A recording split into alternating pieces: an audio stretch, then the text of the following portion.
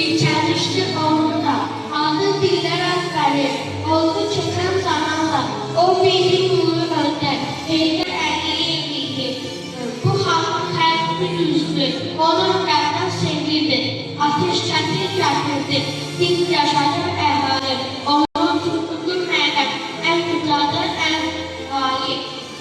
Qurduğu siyasəti, o davam etmədi, xalqləşib qurduğumuz tək, İlham Abbas söylədi, dünya duygu səsini, ölkəmizi tanıdı, o mənfi düşmənləri başımızdan dağıtdı.